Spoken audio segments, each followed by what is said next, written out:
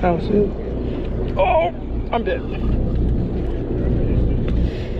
What is going on, California Fishing Life fam? Welcome back to today's very special episode. So this episode is really special to me because it is the first time I have ever fished with my sisters on a boat, and they absolutely killed it. One of my sisters landed 4 fish and the other landed 8. So it was an amazing time. My uncle and I observed a lot of things when we were on this trip, and I wanted to use this adventure as a talking medium. So if you just want to watch the fishing, sorry about that, but there's going to be a lot of talking points here that'll help a lot of people, especially if you are new to this kind of fishing and you're in the Los Angeles area about to go out for Dorado. You really don't want to miss this episode. So there are going to be 6 things that we're going to talk about, and if you remember these 6 things, I guarantee you will catch some fish. So without further ado, let's get into it and let's get to fishing. All right, to start off, there was 66 people on the boat, but only 100 fish landed. So between the 3 of us, we caught 17% of the fish. So 3 anglers, 17 fish. What's going on with everybody else? There were some mistakes that I would like to highlight, but this is not to put anybody on the spot. It's not to put anybody on blast, obviously. So first off, make sure you are fishing on the correct side of the boat. So the old adage goes, wind in your face, you're in a good place. Wind in your back, have an empty sack. So it's not like your typical rock fishing where you're having an anchor down. You're fishing on a drift. So what that means is that if the wind is hitting you in the face, you're going in the right direction, because when you're casting your bait out, it'll swim away from the boat. But if you are having the wind hit you from the back, it's going to push the bait back up underneath the boat, and your line is going to get caught up with everybody else who's fishing on the correct side of the boat. And the second thing is no angles, no tangles. So what that means is when you have your fishing line out in the water, you want it to be straight out in front of you. Any little angle that you have, you're going over somebody else's line. So in a perfect world, everybody's fishing line will be straight out. So how are you going to get tangled with anybody if your fishing line is straight out, right? Nobody will get tangled because no angles, no tangles. So just remember that. As soon as your fishing line starts to move, follow that fishing line. Stay in front of that fishing line. Make sure that you are parallel with it, because the moment you become perpendicular, you're going to get tangled with everybody else and people are going to be mad. Okay, and then we're going to talk about proper bait selection. So proper bait selection starts when you're walking up to the bait tank. And it was mentioned earlier on in some of my other educational episodes, but if you are new here, proper bait selection is very crucial. So the best bait is going to be the hardest one to catch. That doesn't mean that you put a death grip on it and have the bait yelp. So if any of you have gone fishing for mackerel, and when you hold the mackerel, the way that it screams, that little that's exactly the sound that some of these baits were making, and I felt really bad. The best way to actually catch a bait is make a C with your hand, like a little cup. Just scoop it really delicately underneath, and when the fish swims under, just scoop it up and hold it very gently. You want the bait to have all of its scales intact, and you don't want any of the bait to have its scales rubbed off. The reason why is because you want your bait to look as natural as possible, because in nature, the bait that is sickly, fish aren't going to eat that. Fish aren't going to eat sickly bait. That goes with any kind of fish, not just Dorado, tuna included. So gently handle your bait, and when you get that perfect bait, the one that's very difficult to catch, there's 2 ways of hooking it. One way is definitely recommended over the other, especially with this style of fishing. So the San Diego is, to my knowledge, correct me if I'm wrong, was the one that said change your bait, change your luck. And in this style of fishing, and any style of fishing in particular, I actually learned this when I was on the Aztec. The long soak is when it's for slower plunker style fishing where one person gets bit, 20 minutes later another person gets bit. But if you're doing fast action fishing like high speed and you have a bait in there for a minute, 2 minutes, you're wasting about a minute and 55 seconds per bait, and that exponentially adds up as you're going through the day, right? Imagine a minute and a half, almost 2 minutes, you just have the same bait in the water, it's not getting bit, and you might as well be in the galley drinking a beer. So with that little tidbit, the best way to actually hook a bait is either a nose hook or a belly hook. Some people call it a butt hook, but it's actually right underneath that bottom fin, which I guess makes sense because it's called the anal fin. So right underneath that anal fin, there is a piece of cartilage there. If you hook it through and through, you'll actually feel that piece of cartilage, and it'll hold the fish a lot better when you're doing the butt hook method or the belly hook method. So an advantage of hooking it through the anal fin is the fish will immediately swim downward at a very rapid rate, and that is what you're looking for, is a darting motion. That is what predatory fish like tuna and Dorado, yellowtail even, are looking for, and that is what creates that reactionary strike. The more they have that reactionary strike, the more times you'll be bit. The more times you're bit, the more fish you'll be able to land. So here's a little bonus before we move on to the next point. When your bait hits the water, you want your spool's line to be jumping off. What that means is you want it to just peel off your line with or without your assistance. If it doesn't peel off line, you can do what is called a back pedal. You'll see that in a lot of my videos, and if you watch other fishing YouTubers videos, it's when they're spinning the spool backward, and what that does is pretty much kicks the fish back, and the fish doesn't like that. The bait fish doesn't like that. They're like, oh, uh-oh, and they'll swim faster, and it creates that darting motion, and that darting motion is what creates that bite. Okay, so now you're fishing on the right side of the boat. You know how to properly select bait, how to hook it, what actually happens when you get bit. So this is just based on my experience. Your experience may differ, but Dorado, especially when I'm bit, the Dorado swallows the entire hook. They eat the whole bait, extremely ferocious eaters. So you don't have to worry about setting the hook like you're bass fishing, because if you're setting the hook like you're bass fishing, what you're going to do is you're going to pull that hook out of the fish's throat, and that fish is probably gonna die. The best thing to do in this situation, and I've mentioned it before, is turn the turner, crank the handle, Randall, turn the knob.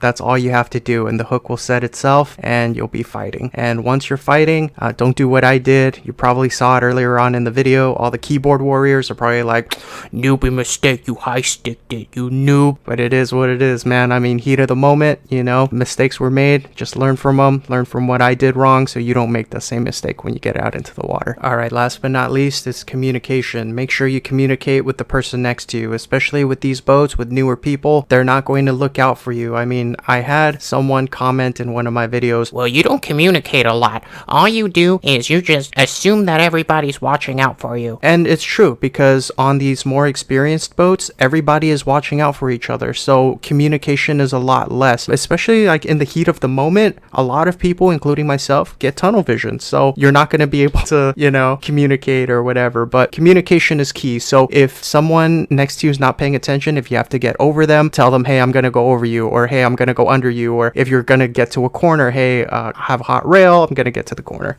So just a quick recap. So number 1, make sure you're fishing on the correct side of the boat. Number 2, take your time and really choose the correct bait. Number 3, hook your bait correctly, either through the nose or through the butt, whichever you want. And now you know what to do when you're bit. Just turn the turner and communicate with one another. So if you follow those 6 tips, I can guarantee you that you will be landing more fish. So if this video helped you out in any way, leave a like, share it with a friend, especially if you are going on a trip soon. Share this with your friends so they don't look like a complete noob like me 95% of the time when they go out, right? And it's funny because when the cameras are off, I'm actually a lot better at fishing, but because I have to worry about turning the camera on and things like that, I get kind of fidgety. So if I seem like a noob on video, that's probably why. Anyway, I hope you all enjoyed this episode. I'm gonna stop talking now. Enjoy the rest of the fishing content.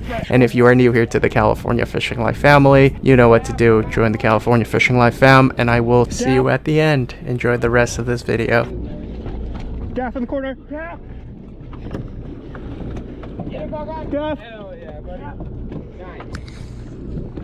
Leave his head in the water. Leave his head in the water. Yeah, Gaff with his head out of the water.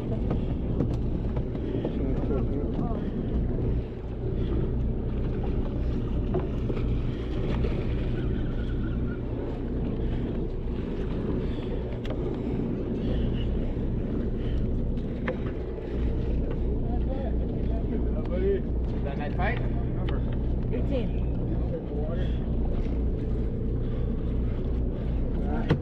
Stay up to the rail, so you can see what you're doing. You gotta stay up to the rail. to the rail. Yeah? Swim, lay him out flat towards me. Okay. Oh. There you go. Nice. Thank you, man. Yeah.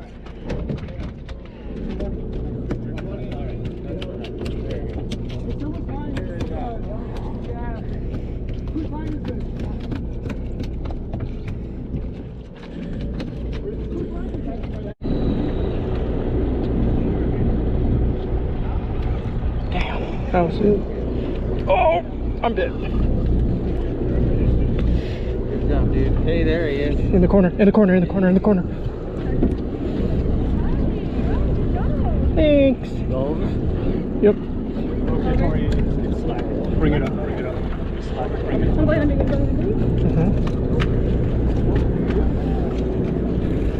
Good? Oh, fuck. My bad.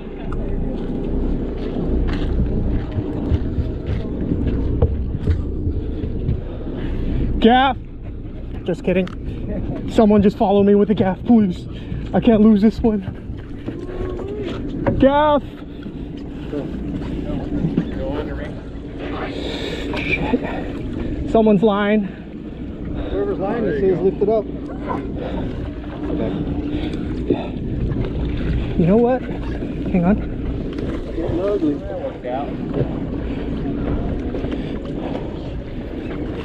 Just set in the water. Yep. Swim towards me. Yep. Uh-oh. It's okay.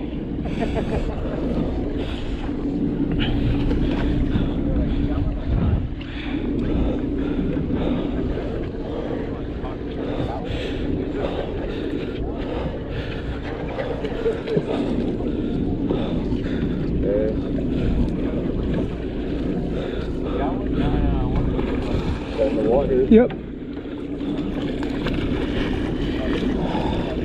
Just out of the water right now. Yeah.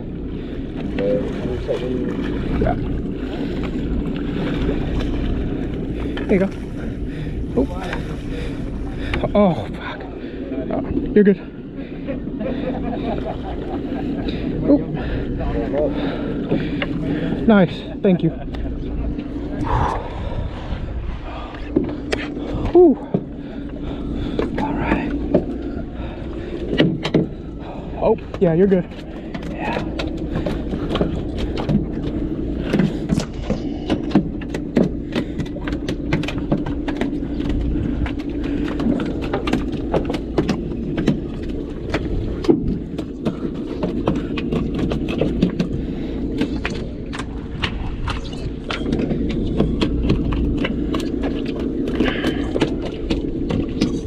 Stop.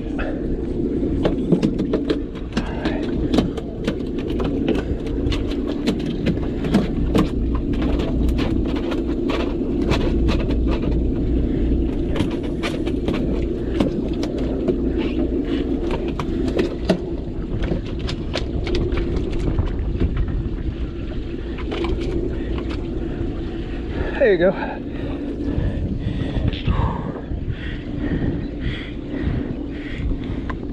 Oh shit.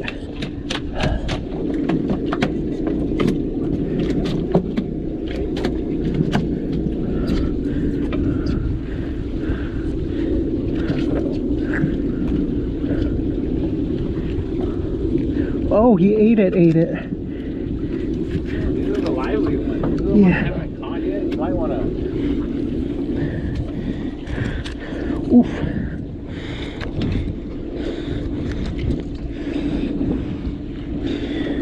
Wow, he ate it.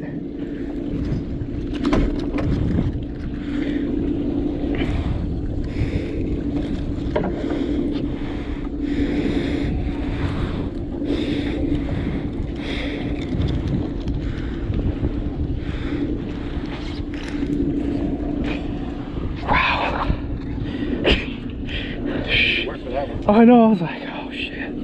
Alright. Baby one, it's all good. Oh yeah, go for it. Oh, it's up. Oh shit, my bad, dude. Yeah, you wanna grab it real quick? Or, yeah. Here, let me see. Oh, it's easy. It's easy. Just put the hook through this loop. Yeah, just put the hook and everything through that loop, and then you're good to go. Yeah. Yep. And then we're just gonna. Oh no. Hang on. I think it's dead. Okay. Yeah. There you go. Yeah, go.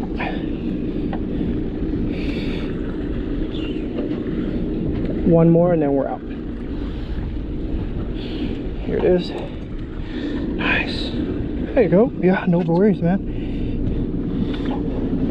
Sorry, little guy.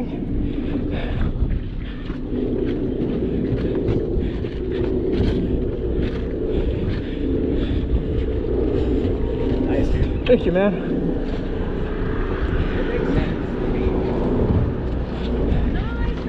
Nice, Charlie. Yes. Thank you.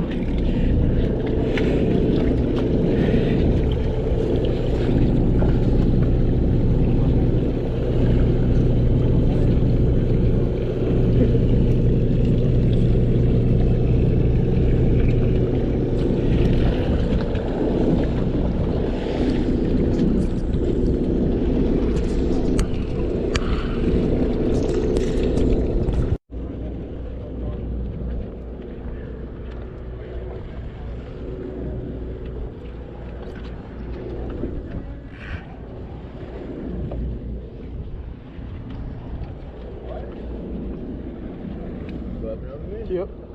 Keep doing you got it.